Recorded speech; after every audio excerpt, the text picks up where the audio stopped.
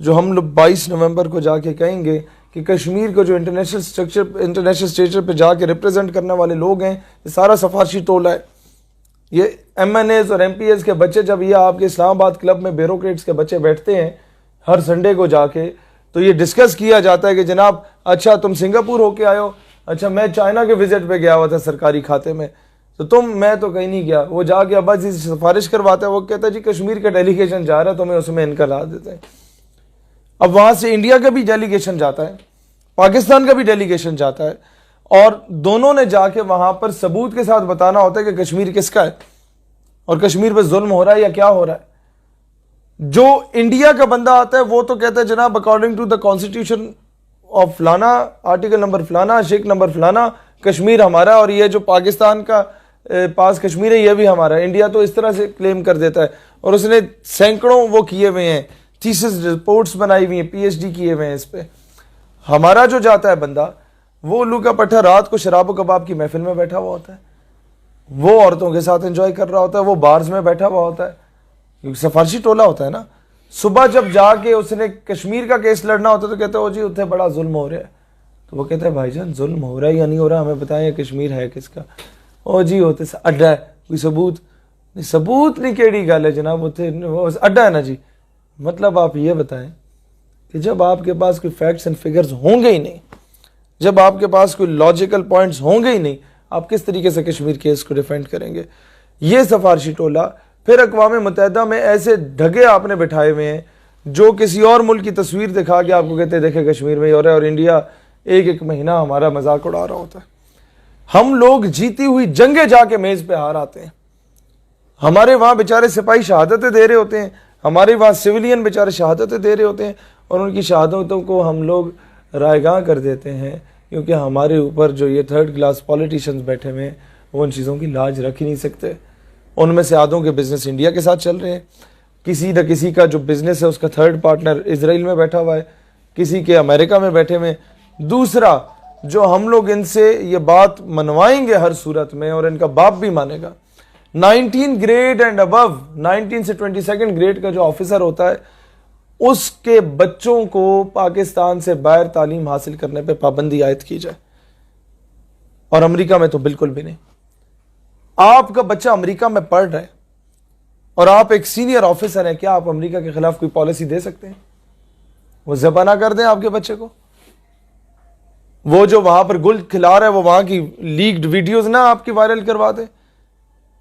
Number 2، 19 and above grade کا بندہ retirement کے بعد ملک سے باہر جا ہی نہیں سکتا گھر بنانے کے لیے، گھوم پھر کے آ جائے ٹھیک ہے، رہائش کے لیے رہنے کے لیے بالکل اجازت نہیں ہونی چاہیے. یہ لوگ یہاں پر جتنے ملک کے راز بیچتے ہیں، یہ لوگ جتنے یہاں پر فورن ایجنڈا پہ کام کر رہے ہوتے ہیں، ہمارے یہاں پر پاکستان میں بیٹھ کے ہوتا کیا ہے؟ ہوتا یہ ہے کہ ان کو یہ سیکیورٹی دی جاتی ہے کہ جناب تم یہاں جو کچھ کرو، ریٹائرمنٹ کے بعد تمہیں ہم باہر بلا لیں گے. اور یہ سارے الو کے پٹھے باہر دفع ہوئے ہوتے ہیں. کوئی دبئی میں بیٹھا ہوتا ہے، کوئی سوئٹزرلینڈ بیٹھا ہوتا ہے، کوئی امریکہ بیٹھا ہوتا ہے، کوئی برطانیہ میں بیٹھا ہوتا ہے، کوئی جرمنی میں بیٹھا ہوتا ہے. آپ سمجھ رہے ہیں ان ساری چیزوں کو؟ ان چیزوں کو اگر رکوا دیا گیا اور عوامی پریشر اس طرف لایا گیا، مسئلہ یہ ہے کہ ہم لوگ آج تک صرف نعرے لگاتے رہے ہیں بجلی پانی گیس کے، ہم لوگوں نے سسٹم پہ کام نہیں کیا. یہ چیز آپ امپلیمنٹ کرا دے، پاکستان سے غداریاں ختم ہو جائیں گی، پاکستان کے اندر سے وہ کردوغلوں کا فیکٹری ختم ہو جائے گا، پاکستان کے اندر سے وہ سعد الدین کوبیک والا فیکٹری ختم ہو جائے گا. آپ یہ چیز امپلیمنٹ کروا دیں. ڈاکٹر عافیہ صدیقی واپس کیوں نہیں آ رہی؟ آپ ان پہ پریشر امپوز کریں کہ ہم جانتے ہیں کہ گورنمنٹ جان بوجھ کے واپس نہیں لانا چاہتی.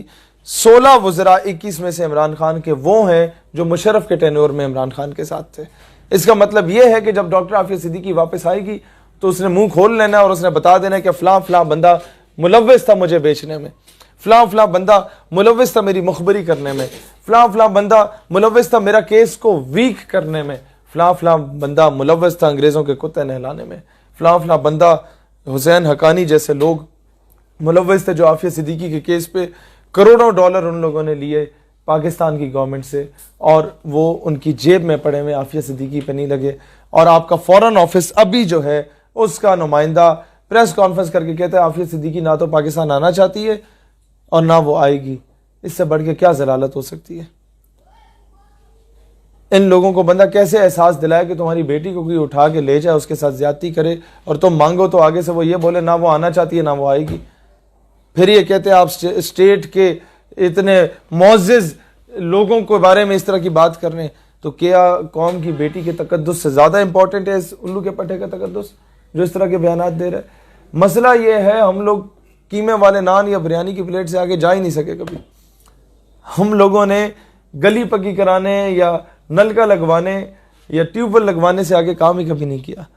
فورن آفس میں شراز بھی جب ہم لوگ گئے تو ساری چیزیں مانی گئی. جب فرانسیسی سفیر پہ 2-2.5 گھنٹے ڈیڈ لاک برقرار رہا تو ہمیں یہی نظر آیا کہ جی ہم بڑے غریب ہیں، ہمارے ساتھ کوئی نہیں کھڑا. بھئی آپ نے امت کو متحد کرنے کے لیے ان 2.5 سالوں میں کام کیا ہی کیا ہے؟ India being a Hindu state, it has good influence in Iran, it has good influence in Afghanistan. وہ افغانی اور ایرانیوں کو آپ کے خلاف استعمال کرنے کے لیے تیار ہے، ان کی گورنمنٹ کو، ناٹ پبلک ہمارے ساتھ. ہم being a Muslim state کیوں نہیں اپنا انفلوئنس بنا سکے؟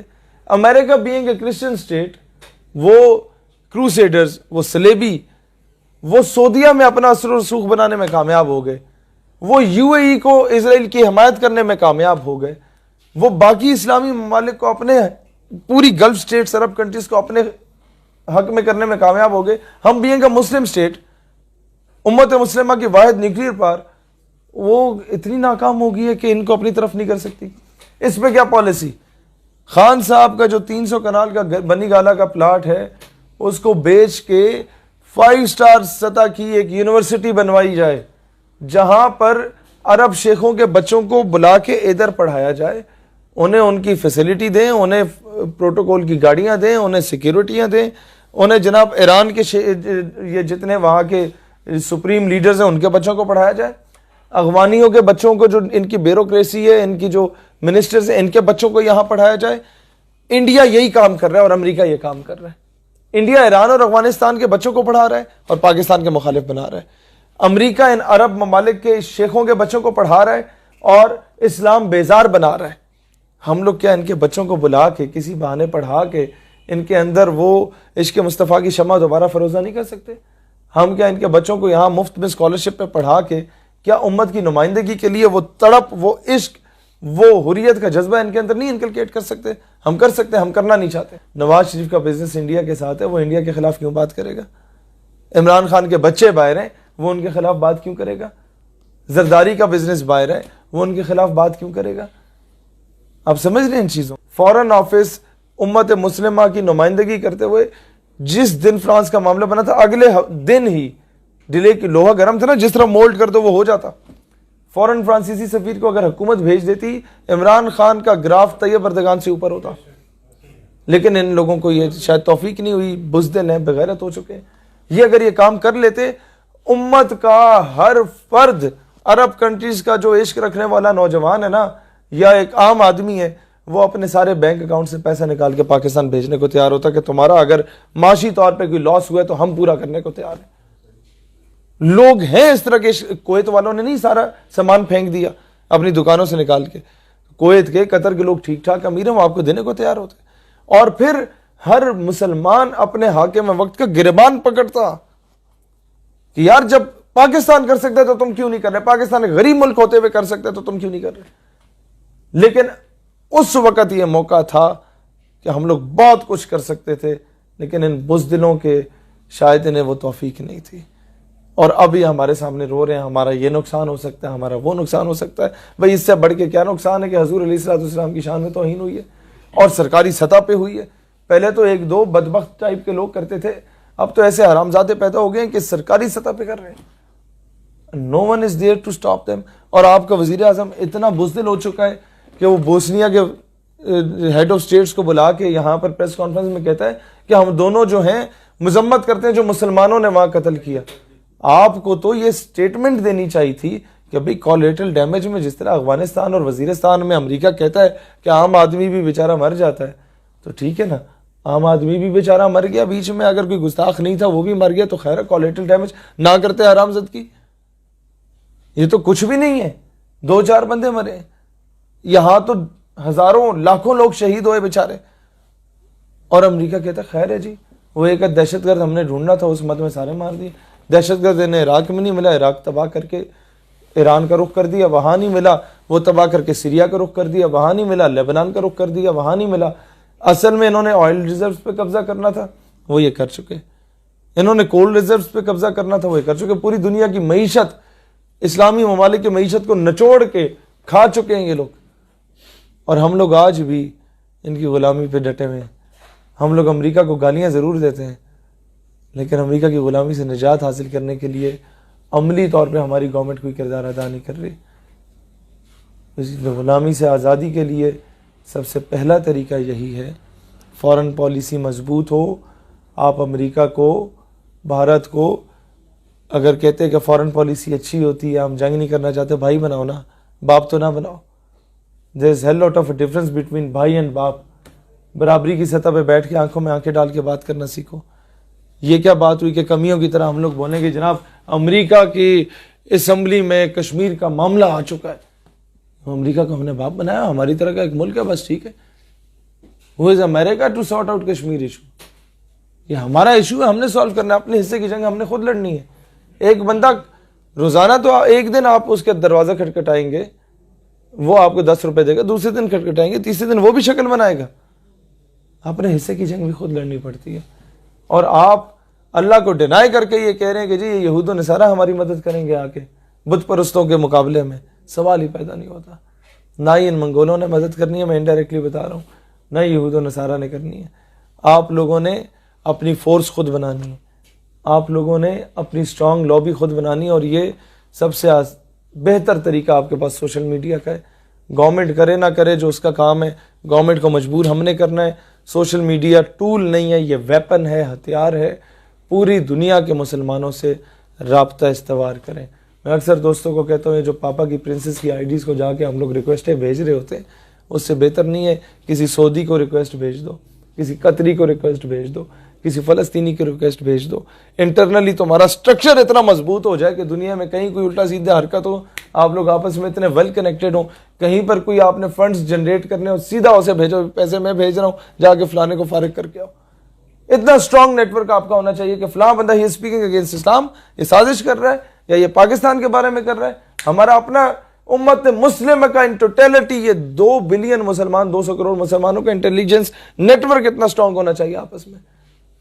جب ہمارے یہ بڑے، یہ جو ڈھگے، یہ جو سٹیک ہولڈرز، یا یہ جو تھنک ٹینکس تو ہیں ہی نہیں نا، یہ جب کر ہی کچھ نہیں رہے.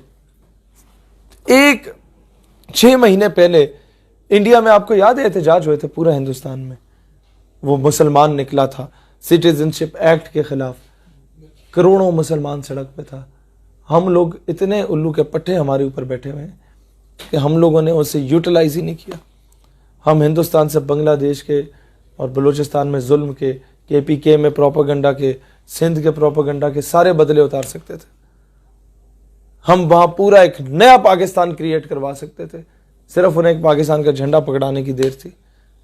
وہ ہندوستان کا مسلمان اندر سے چاہتا ہے کہ ہم ان سے الگ ہوں، ہم آزاد ہوں. ہم لوگوں نے ان کو تھپکی نہیں دی، ہم لوگ آپس میں سیاست میں پڑے رہے. تو یہ لوگ جب کچھ نہیں کرتے تو اب یہ کردار ہمیں ادا کرنا چاہیے. یہ موقع ہم گوا بیٹھے، جو 70 سالوں میں ایک ہی مرتبہ ہمیں ملا تھا، وہ گوا بیٹھے. اگلی بار کوئی ایسا موقع ہو تو ہم نہ گنوائیں. یہ ٹیکنیکلی اپنی قوم کی تربیت ہم لوگوں نے 22 نومبر لیاقت باغ جلسے سے شروع کرنی ہے انشاءاللہ تعالی. آپ کو وہاں ترکی کے جھنڈے نظر آئیں گے عوام میں، آپ کو وہاں آذربائیجان کے جھنڈے نظر آئیں گے، آپ کو وہاں سلطنت عثمانیہ کے جھنڈے نظر آئیں گے، آپ کو وہاں امارت اسلامیہ کے جھنڈے نظر آئیں گے انشاءاللہ.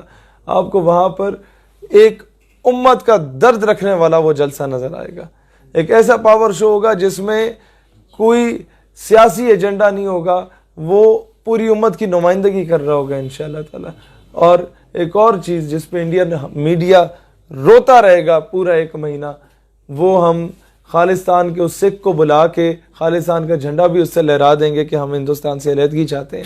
یہ پٹتا رہے گا کہ پاکستان ہمارے ساتھ کر کیا رہا ہے، اور پاکستان کی گورنمنٹ کہے گی یار ایسی تو نہیں ہے، پتہ نہیں ہے عوام کی کر رہی ہے.